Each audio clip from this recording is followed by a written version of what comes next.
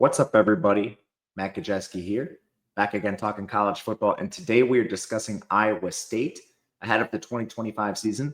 Before we get started, if you like this content, please subscribe, hit the thumbs up button. Those things do a ton for getting us in front of new viewers as we try to grow a very small channel. So thank you if you've done that. If I miss anything on Iowa State, please let me know in the comments as we are recording this on June 9th. But let's dive into it. Here are the efficiency metrics from last year for Iowa State, which might be a little bit surprising considering this team went to the Big 12 title game. They won double-digit games. They only had 3 losses. But a lot of this needs context. Injuries were a big problem for this team, especially on defense. Linebacker room was gutted. They were down to walk-ons. They had over 5 players out for the year at the linebacker position. Defensive tackle was also a bit of an injury-riddled position. Singleton, Orange, both in and out of the lineup. So a lot of these front 7 metrics were affected. They were very strong in the secondary. However, it kept them afloat in games. But as you can see, this defense declined throughout the season. They became a shootout team, allowed over 40 points in their last 2 games. And that actually happened multiple times. They allowed another 35 to UCF, 45 to Kansas. And that's just what happens when players get injured. On offense, this might come as a surprise to some. The O-line was a real problem for this team, and Rocco Becht actually bailed them out of a lot of situations by not taking sacks. And then throwing to 2 NFL receivers will help you a lot with Jalen Noel and Jaden Higgins. So that's why the offense comes in a little lackluster. On defense, injuries, offense, it was really just Herculean performances from a few players that drove them to the Big 12 title game. And now they have a lot to replace. So let's take a look at talent acquisition for this team. They're around middle of the pack towards the bottom in recruiting, and it's sort of trending the wrong direction. They had the 5th recruiting class in the Big 12 in 2023. Since then, they've been outside the top 50 in the last 2 classes. 13th in the Big 12 this year, 9th the year prior. The one thing you can say is their retention is pretty good. You're looking at over 70% retention going back a few seasons now.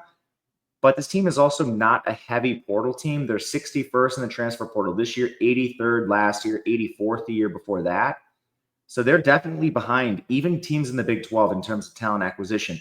They've been very good at developing talent. You don't have players like Brock Purdy and now Rocco Becht just come out of nowhere. Clearly, they can evaluate some of these lower-level recruits and then develop them. Same thing can be said with Jaden Higgins and Jalen Noel at wide receiver. But yeah, you do this year over year, and eventually it's going to bite you. And Iowa State's not immune to losing seasons.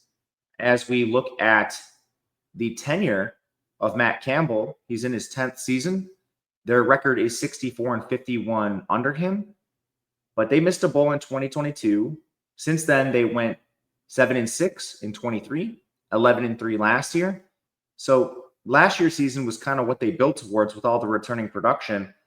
Well, like I'm trying to point out, this team could take steps back just because their recruiting is not up to the same level as some of the higher end programs in the Big 12. So they're sort of a team that needs to build towards certain success. And even last year, they had a lot of games they won by single digits. Just looking at the losses first, they lose to Texas Tech by a point that could have went either way. Kansas, they lose 45-36, and then they got blown out by Arizona State in the Big 12 title game. But even their close victories, Iowa in non-con, that was a 20-19 game. Iowa had every opportunity to win that game and gave it away. They had a shootout against UCF that they win by 3 points. They beat a dead Utah team by 3 points, Kansas State by 8 points. And then, of course, Miami was the bowl game. That kind of is what it is. What you can say is the rest of their wins were pretty convincing. North Dakota non-con, Arkansas State, Houston, Baylor, West Virginia, Cincinnati. Those were all pretty resounding wins. So Iowa State is in a pretty good place under Matt Campbell. It just sort of takes some awareness to realize this team generally, to have those 11-3 seasons, needs to build up to them because they don't stack their recruiting classes or transfer portals. Offensive coordinator Taylor Mooser's back for his 2nd year as full-time OC. Previously, he was the tight ends coach here, so there's a lot of continuity on the offense. Iowa State's offenses have been pretty strong going back multiple years now. That's kind of just what happens when you're able to continually dig up quarterbacks, going from Purdy to Rocco Becht. And it's been even Hunter Decker's in between there. He had his flashes before the gambling stuff. But anyway, now you're going to have to fix an offensive line that's still been an issue for them. And you're going to have to find replacements for 2 NFL receivers. So we'll see what they can do. Defensive coordinator John Heacock is back. He's been there since 2016. The defense took a step back last year. I don't think it was any fault of his. You go from 34th to 84th. A lot of that just because you lose a ton on your defensive line and linebacker room through injuries. So that's enough on talent acquisition, coaching staff, and last year's metrics. Let's take a look at what this team has on the depth chart this year. Data usage tool, which a lot of you are familiar with now. Basically, we are trying to project the 2 deep. Transfers are in yellow. We have their year in school, the snaps they played the last 2 years, recruiting ranking in terms of what star they are, and then this value score here looks first at your recruiting, then the more snaps you play, the less it factors in recruiting, the more it factors in on-field production. Think of this number. If it were to be around 50, that's like a middling starter. Anything above that, you're looking at an elite player, and then below replacement level, someone that they should consider looking somewhere else for. So Iowa State, a little bit all over the place, but starting at QB, Rocco Becht is back, should come as no surprise. He is the top returning starter on offense, but he doesn't come without concerns. What you can say positively is that he's a multi-year starter. 6'1", 210, 59.5% completion percentage for 3,505 yards, 25 touchdowns, 9 interceptions, 22 Big Ten throws, and 20 turnover-worthy plays. The biggest concern I really have with Becht is those 20 turnover-worthy plays. If he starts converting those to actual interceptions, this could be catastrophic for Iowa State, and that was the difference in a lot of those close games you saw last year. You throw a turnover-worthy play, it's dropped instead of caught. That's the difference in your game. But there's so much that Becht does well that isn't actually accounted for in those counting stats. He had 318 rushing yards. That's only 3.2 yards per carry, but 8 touchdowns on the ground. And he only took 10 sacks. We'll get to the offensive line. That was a big problem for this team last year. And part of the reason that the offensive line actually looks a little better on paper than they actually were is Becht gets the ball out fast. And when pressures are occurring, he's navigating the pocket and not taking sacks, which leads to an overall more efficient offense. So when you sort of blend all of this together, a player that should have thrown more interceptions, but honestly, if you keep the pressure off him, maybe that number goes down. He was the 48th most efficient quarterback in college football last year. Just a lot to parse with. Plenty of interceptable passes, didn't take a lot of sacks, but then you also had the NFL pass catchers. What you can say is he's one of the most experienced signal callers in college football, which is a positive. Behind him, they lose former 4-star J.J. Cole, but they bring in another one, a freshman, and Alex Mansky. They also have former 3-star Connor Moberly, who played a little bit last year. He's a bigger-bodied pocket passer at 6'4". Not much experience behind Becht, but the season's going to be lost if they lost him anyway. Still, the quarterback position is in a pretty good spot as we move into future seasons, just with their recruiting. Hasn't fallen off at QB. At running back, they do return their top 2 players. You have Carson Hansen. He emerged as the team's top back last year, 6'2", 220 pounds, 752 yards, and 13 touchdowns. That was 5 yards per carry. Caught 13 balls as well, which was pretty good. His yards after contact came in at 485, 23 forced missed tackles. Both were above average. And that was positive for them because, myself included, a lot of people thought Abu Sama was going to just run away with this backfield. And he was efficient in a committee, 587 yards, 4.7 yards per carry, 8 catches. He's 5'11", 210, so also good signs. He has 611 yards in 2023, and he is an explosive back. These two should form a 1-2 punch, and I'm expecting this to ebb and flow a little bit just week to week, depending on situations and who has the hot hand. Iowa State does look a little unproven behind these guys. Third back is redshirt freshman Dylan Lee. He only played 17 snaps last year. He's 6'1", 210, though. Iowa State does like their big backs. And then freshman Ryver Peppers has been someone who's quickly ascended the depth chart, partially due to a lack of bodies behind these bigger guys. But this all is great for Iowa State. The size, the number of backs, the production we've seen, all this should keep the run game in a good spot. Wide receiver is the big concern, considering they have to replace 2 NFL guys, 2,000-yard receivers. Their top returner is a former walk-on, Carson Brown. He caught 11 passes for 141 yards. played in the slot a lot, not very efficient, but that's also kind of the product of, you're throwing to two NFL receivers. That should be the focal point of your offense. It was. So can we really ding Carson Brown that much for not getting a lot of work on the field? I think he's more of an unknown than, a proven player that's not shown anything. We'll see what they give him, what he gives them. But they might not even need him. The presumed wide receiver 3 last year was Daniel Jackson. He got hurt before the season even started. He's 6'2", 215, had 16 catches for 260 yards and 23. He's a perimeter receiver, so at least you get him back. And then wide receiver 3, North Dakota State transfer Eli Green. He caught 10 passes for 115 yards, 5'11", 195. He was efficient down in the FCS, but just couldn't get on the field as much, which is no shame to him. Those NFL receivers are not going to be easy to beat out. But, it's a wide open depth chart this year. Those are the 3 main incumbents for Iowa State. But they do bring in Chase Sowell from East Carolina and Xavier Townsend from UCF. Sowell is 6'4", 195 pounds with 34 catches, 674 yards last year. Big perimeter receiver with 2.76 yards per route, very efficient. And it could have been better. He had 6 drops. So if you clean up the drops a little bit, Sowell, who was a multi-year starter down in the AAC, he should step into a starting role for one of these players at the very least. I would guess either Green or Brown probably comes in as a rotational player at their expense, with Green starting over him. As for Townsend, I'm not really sure. He sat out after 4 games last year to preserve his red shirt with UCF after not getting as much playing time as he'd like. He's 5'11", 185. His best season was in 2023. He had 33 catches for 325 yards. But he was playing with some good receivers at UCF too, like Javon Baker on the Patriots now. There was some NFL talent in that room. So I kind of also think it was no shame to him for not getting more time on the field. He's mainly a slot receiver. 70% of the time he played there. His yards per route was 1.27, which is not fantastic. But again, he was playing with talented players. This depth chart does not really scare you. There should definitely be room to play. And you could even say that for some of the deeper players in Iowa State's depth chart.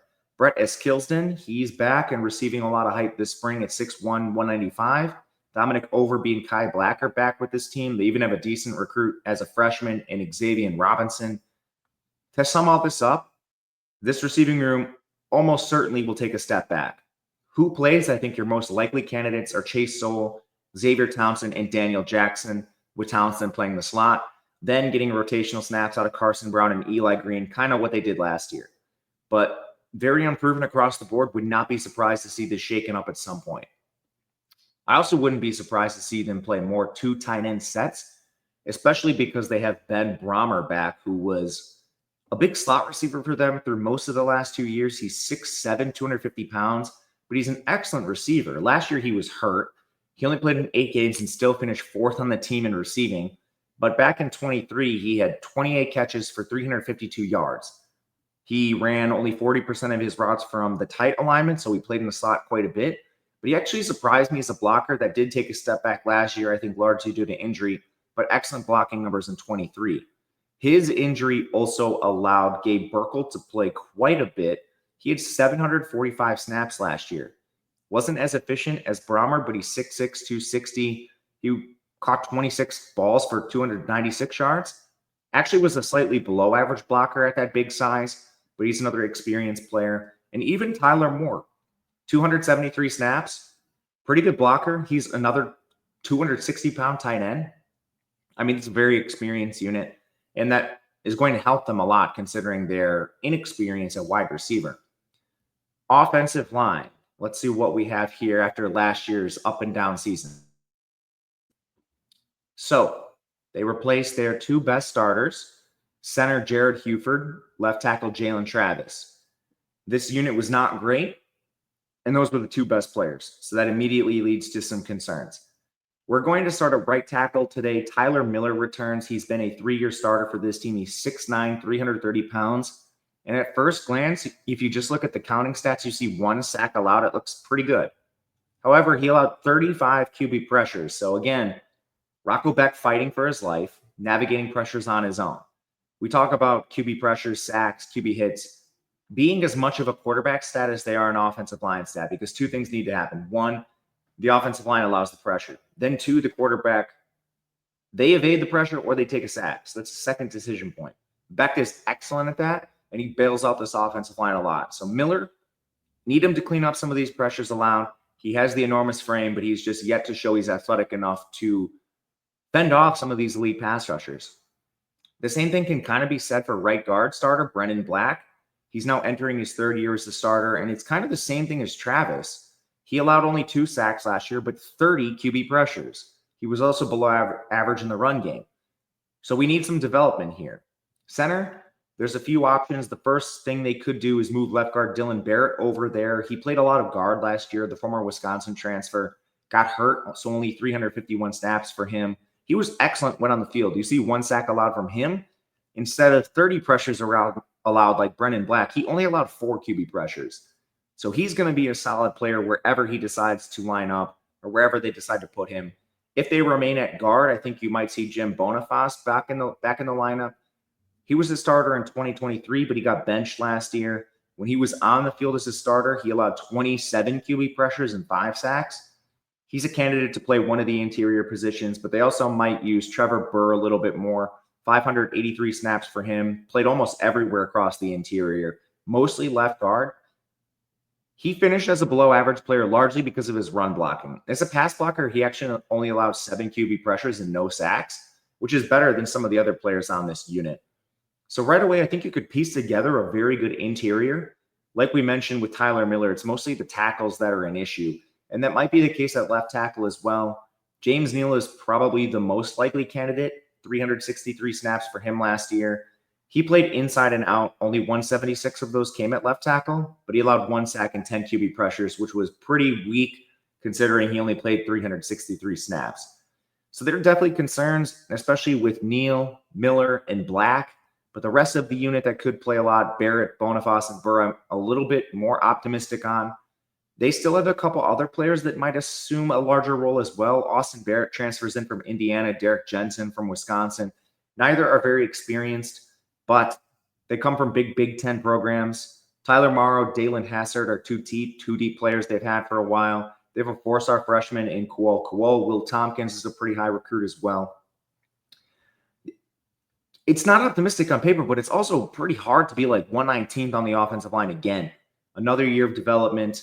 Hopefully that matters because they did not make any replacements with their offensive line coach or anything.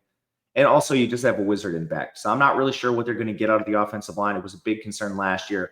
Part of the unit is back, the worst part, but there are a couple other players that might be able to fill in. Defense, especially in the front seven, as long as you don't have any injuries or as many injuries, this unit should be better. They lose Joey Peterson and Ty Onyedem off the edge. That makes their most experienced incumbent Akena Eziogu, who played 255 snaps last year, 8 QB pressures, decent in run defense. He's 270 pounds, so more like a 5 technique edge as well. And if he cleaned up a few missed tackles, he could have been even better. The rest of the edge group is going to come down to transfers, and these are pretty low-level guys, so I'm a little worried. Von Troy Malone from Tulsa, Tamatoa McDonough from Yale, and Cannon Butler from Northern Iowa. Malone is easily the most inspiring, a 2-year starter with Tulsa, 41 QB pressures and 5 sacks in that span. Good run defender, just a big jump in competition, but that is the case with all of these guys. McDonough comes from the Ivy League. He was just a situational rusher till last year when he erupted, 40 QB pressures. So we'll see if he can make the jump to the Big 12. Cannon, I think, is the most likely to play. He has played a fair amount, 1,431 snaps over 4 years, but he took a step back last year, only 25 pressures. Run defense was a little better, but probably just a situational player, rotational player at most. There are a couple other depth pieces that are with the program already. Miles Mendenzun is back after 80 snaps. Elijah Parnell and Samuel Same are 2 younger players coming through the pipeline that probably find at least a few snaps at some defensive position, whether it's edge or tackle, that remains to be seen. Inside, they do lose J.R. Singleton, which is a big loss, but fortunately Dominique Orange is back. He's the best player on the entire defense.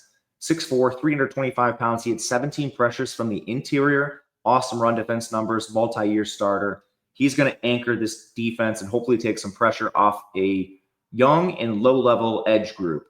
Behind him, Zamir Hawk is back after 260 snaps. He was decent across the board in the run game and as a pass rusher with 6 pressures, but they'll need him to take a step forward. From there, Jace Gilbert is really the only other player with experience, and he only has 5 snaps.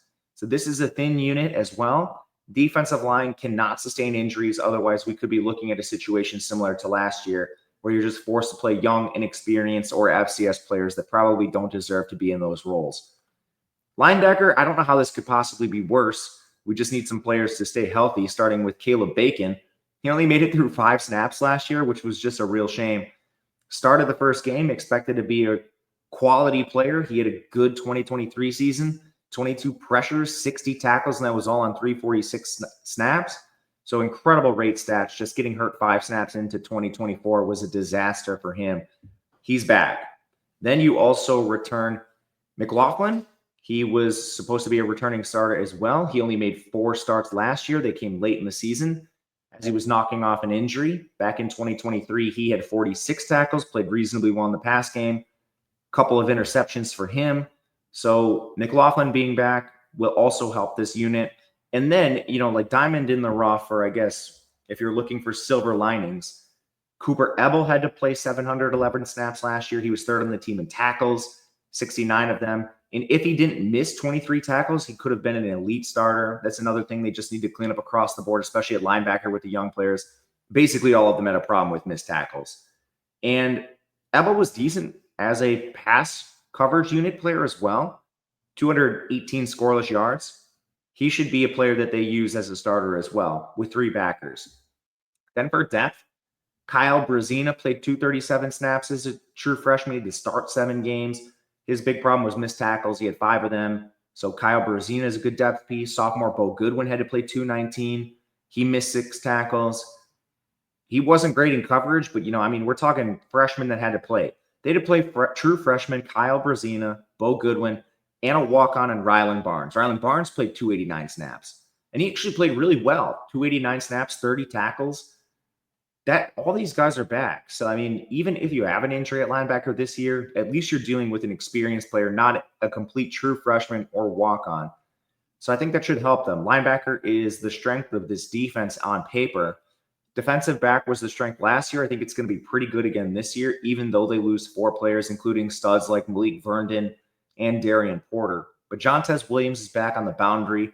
37% completion percentage for 181 yards, 4 interceptions, 5 PBUs.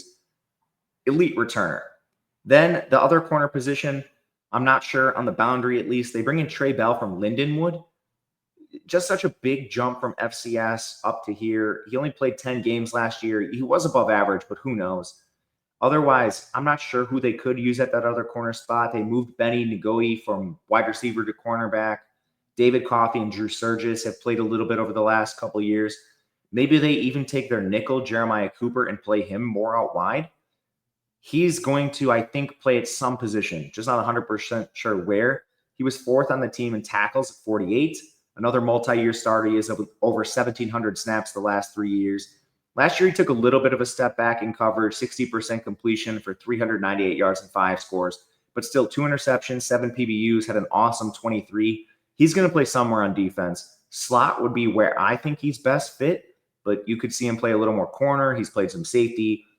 Versatile piece. So you have 2 of your 3 corners back, just trying to fill that last spot, put you in a good position there. Safety, for losing as much as they do, they actually have a decent amount of returning production. Tashawn James played 312 snaps last year, 41 tackles, 63% completion percentage, only 126 yards, but 3 touchdowns. Really good run defender. Just needs to increase his pass production a little bit. And then Jamison Patton, he's the 2nd most experienced safety, 376 snaps over the last 2 years, good run defense numbers, decent in coverage. And the one player who's made more noise than anyone else this spring is Marcus Neal. Sophomore, played a little bit last year, 96 snaps as a true freshman. Allegedly, he's been balling out this spring. So I wouldn't be surprised if he takes a safety role from Patton or James. But he should be a player that contributes in one way or another. Cam Smith's also back. I think safety is a little bit more of a question, but if these players like Neal and Smith actually live up to some of the hype they've gotten in the spring, this unit could be better than we think. The only concern I have with the defense is the edge group up front.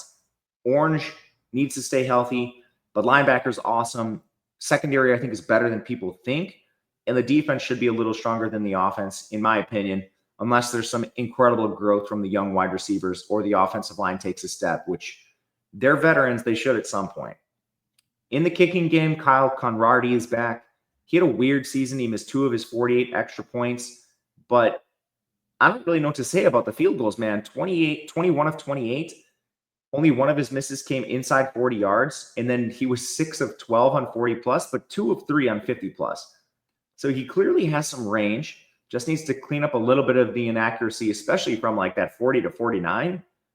But he was the 69th most efficient kicker in college football. Having range like this is a positive. You just hope the accuracy improves a little bit for him.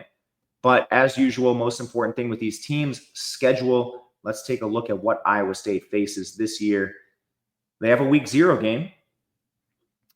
Excuse me there. That always happens. There we go. They have a week 0 game in Dublin against Kansas State. So that's where you're kicking off your conference. But there's a week 4 bye in here between week 3 and 5. Just it doesn't fit with the graphic with these week 0 teams. So that's why. But your other non-con games are against South Dakota and Iowa. Iowa will definitely be looking for revenge after last year. Iowa has a better roster than the current edition of Iowa State. So that could be close to a pick-em. You have the home advantage for Iowa State, but Iowa's a better team this year. Kansas State's one of the better teams in the Big 12 as a week 0 opponent. But at the worst, you're looking at a 2-2 start and 2-1 in non-con, and you very easily could be 4-0. I think it's more likely to end up on the 2-2 side, just considering what this roster is replacing. But otherwise, throughout the Big 12, the schedule could be worse. You're dodging Texas Tech and Baylor. The top of the Big 12 teams you're facing include Kansas State, Arizona State, TCU. But there's plenty of teams that are either going through some form of rebuild one way or another. Arizona, Cincinnati, Colorado, BYU, Kansas, Oklahoma State. Iowa State's going to be favored in a lot of those games. But the big concern I have is some of them are late. And what happens if this Iowa State team isn't living up to expectation right away? I think there's a chance this team comes in a little bit worse than we're expecting. Our current power rankings have them behind some of these teams we just mentioned towards the end of the conference. So I'm taking kind of a little bit of a wait-and-see approach on this team. I might be betting against them a little bit early in the season with so much to replenish on the team. But we've seen Iowa State rebuild before. Let me know what you guys think, where you see this team going throughout the season. That'll do it for us today. Thank you guys for watching. Let me know who you want to see next. We'll be back again soon with more Big 12. Then we'll finish the ACC and the Big 10. But until then, good luck. We'll see you guys next time.